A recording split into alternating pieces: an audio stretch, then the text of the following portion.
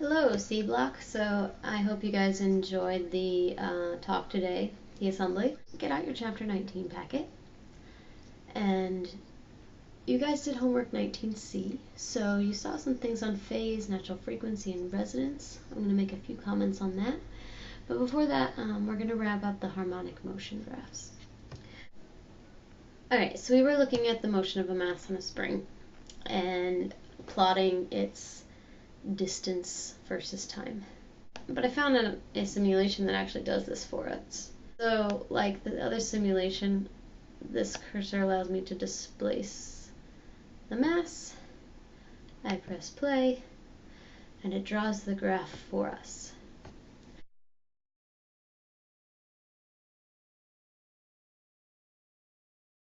Or we've seen how this graph is plotting the displacement of this mass over time. If we turn to our packet on page 6, this is about where we left off, I think. So the graphs up top are plotting what you saw on the left in that past simulation, and then the graph on the bottom looks like what it was plotting on the right. Okay, so question B says mark one complete cycle on the graph. One cycle is the period. So there are 1, 2 cycles in this graph. 2.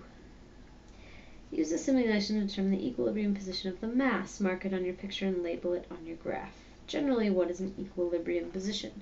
An equilibrium position, we said, was when there is no net force. So if I turn on friction and let it stop, this is our equilibrium position. The next question is the amplitude of the mass motion. So I'm going to displace it down to 50 centimeters. So that means my amplitude is 20 centimeters. I'm going to let it go. So it's oscillating 20 centimeters down, then 20 centimeters up. And it just asks us to label it on the graph. Alright, next question. What is providing the restoring force in the first box? Think about the motion of the mass at that point. What about the third? Okay, so the first box, a restoring force, it's at the top. What's pulling it towards the middle? That would be gravity, of course, the force of gravity. The third box, the force of gravity is still acting. The force of the spring is bigger. So our net force is due to the force of the spring here. So that's our restoring force moving up. So first box, gravity. Third box is the spring. Okay, so on to page 7. Now, so using our picture to how the restoring force and the inertia of the mass are interacting to produce the simple harmonic motion of the mass. So we just talked about the restoring forces. Again, that's the force of gravity at the top, the force of the springs pulling it back in the middle. Right at our equilibrium point, the force of gravity and the force of the spring are equal, so there's no net force. And that means our simple harmonic motion continues because, have you seen that before? Because of inertia. So an object in motion continues in motion. Lovely. So, C graph. Okay, next question G, what's the period? What about the frequency? Show math. So it's looking for a calculation here. And like our pendulum lab, I'm going to count cycles and time. So here we go. Start. 1, 2, 3, 4. So we had 4 cycles in about 2 seconds. So period is the time over the number of cycles. So we said 4 cycles in 2 seconds. So our period is a half a second. And our frequency is just 1 over the period. There's 2 oscillations every second. Oops, that should say 2 hertz, not 2 seconds. Alrighty, so the next thing says the natural frequency of the oscillator. You read about this in the book. So this is the frequency of oscillation when there's no external force. So an external force, what we mean by that is an external force is not the restoring force. The restoring force is part of the system. It's what's making it oscillate. So this could be, for example, damping. Or if we were just pushing on it. So the natural frequency of the mass is motion. Let's remember the pendulum. So for a pendulum, the period didn't depend on the amplitude. It did not depend on the mass. It depended on the string length. And it turns out for a mass and a spring, it depends on the mass and the string stiffness. This app simulation is pretty cool, so I want to show you. So again, this is graphing the motion, and so I said that it depends on the mass and the spring constant. So this thing is going to make it heavier, and we notice that the equilibrium position is going way down because if we got a heavy mass, it's going to be able to pull that on that spring more. And in addition to the equilibrium position going down, I think it's pretty clear here that the period got longer, so the frequency got lower. And now let's see that this also depends on the string stiffness. That's this Kc spring constant. And turn this up. Woo! Okay, so I've played with this displacement a little bit so that it's not going way up above. So you can ignore this little part. But I was just changing the amplitude basically. We can see, and I changed the spring stiffness, and we can see the frequency. The period got shorter, the frequency got higher. So this little graph here has showed us that both the mass and the spring stiffness matter. And in sound, we're going to talk about ways to change the natural frequency of other systems. So that's it for now. So let's now move on to phase. This question is asking about phase, but we have not defined it. So phase. Phase is talking about where we are in an oscillation. So I want to say, oh, I'm right here. How can I describe where that is? To this. So to do this, we call the beginning 0 degrees, and the end is 360 degrees, or back to 0 again. The middle is 180 degrees. This would be 90 degrees, and this is 270. So this comes from a circle. So if you draw a circle, you know that the angle here, this is a 90-degree angle, right? 90 degrees. So here it's gone 1/4 of the way through a whole, like a whole cycle. And if we go here, This is a 180-degree angle. And this is 270. And finally, all the way around is 360.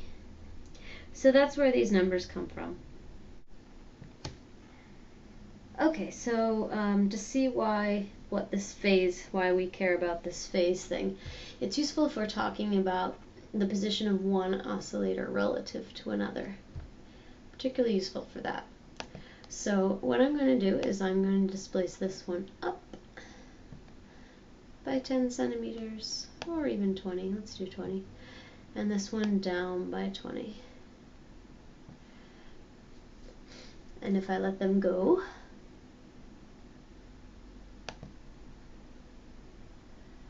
this is called out of phase, and particularly 180 degrees out of phase. So when one is at the top, the other's at the bottom, and notice they're passing through the equilibrium point at the same time. Top, bottom, equilibrium. So we can see this on our graph. So it asks you in the second set of boxes to draw a mass on a spring that has the same frequency as the first, but is 180 degrees out of phase. So let's do that. Well, here, let's draw it. So that it started down here. So let's show this on the graph. So we saw in the simulation that when the first spring, the one on the left, started up here, the second spring on the right started down here, and then we let them go. So the position of the second spring here would be down at a displacement of 20 centimeters. Then we saw that they went through the equilibrium point at the same time. So the first spring was at the bottom, the spring was at the top. And you can continue on doing the same thing. So there's one complete cycle. And again, when this one was moving down, the other one was moving up. So we can draw the corresponding points on the graph. The first box here, we are all the way down. The next box, we're at the middle. The next box up, we're at the top. The fourth box, we're in the middle. The fifth box, we're at the bottom. And so I connect these lines. We see that it looks exactly the same, just kind of opposite.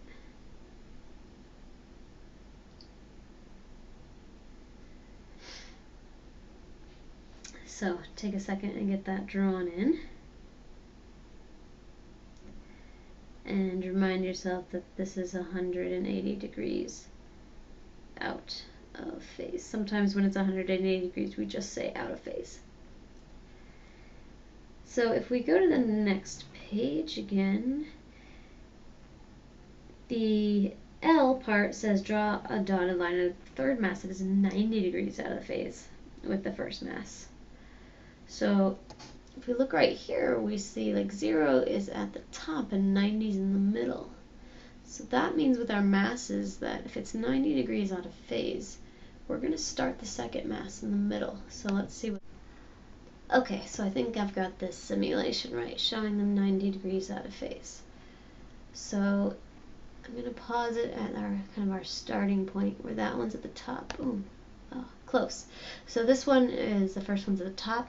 The second one is about in the middle. First slow.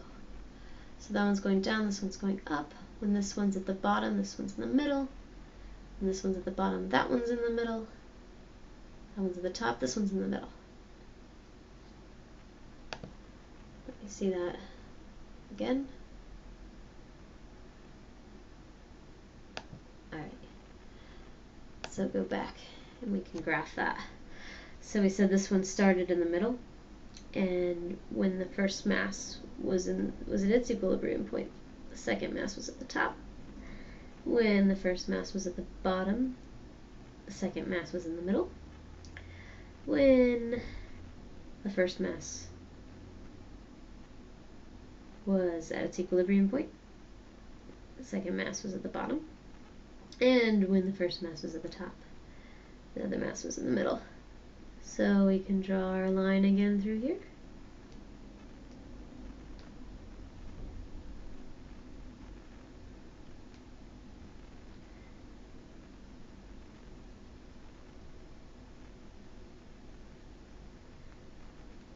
There we go. So this is 90 degrees out of phase.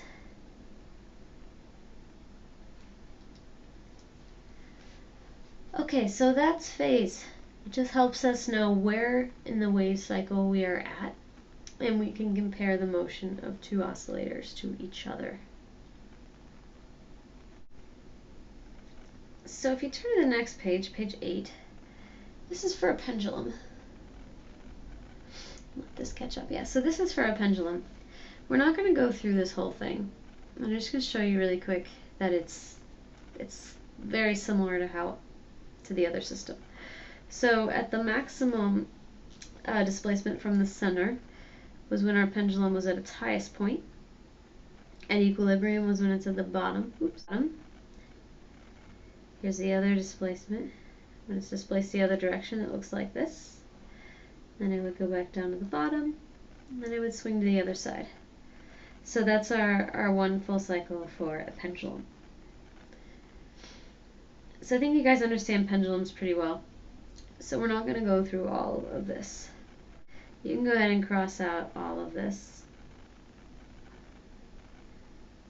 So that's page 8. So flipping to page 9. See, resonance is an important topic. We're going to talk about that more again with sound. But in the case of a pendulum, that would be like pushing somebody on a swing, where you push them at the right frequency and they go higher and higher. Go ahead and cross off this page 9 as well. And that takes us to page 10. See in the sound wave packet. So this is a vibrating guitar string. So it makes sense. That would be with sound. We are indeed going to do it with sound. So again, a big ol' X through page 10. That brings us to that homework that you did.